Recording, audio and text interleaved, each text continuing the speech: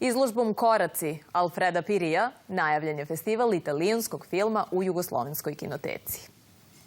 Izložba je svečano otvorena u trenutku kada je dnevna svetlost obasjala Pirijevu instalaciju pod pravim uglom.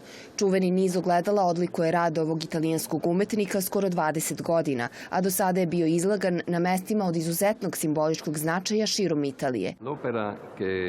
Ovo delo naglašava identitet samog mesta i ono je uvek u interakciji s prostorom u kojem se nalazi.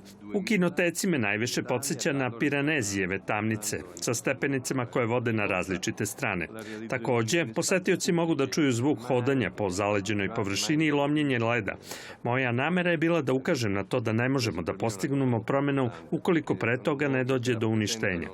Pirijevo ambijentalno delo izloženo do kraja meseca umetnička je najava festivala italijanskog filma, koji u okviru drugog izdanja Nedelje italijanskog filma u svetu u Beogradu počinje 21. maja. U Beogradu ćemo prikazati 10 ostvarenja koja publika do sada nije videla. Poslednjeg festivalskog dana biće održan koncert filmske muzike. Veliki italijanski umetnik Mauro Maur izvodit će Morriconeovu muziku.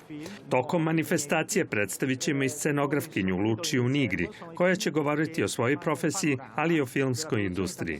Filmovi će se do 26. maja prikazivati u Jugoslovenskoj kinoteci.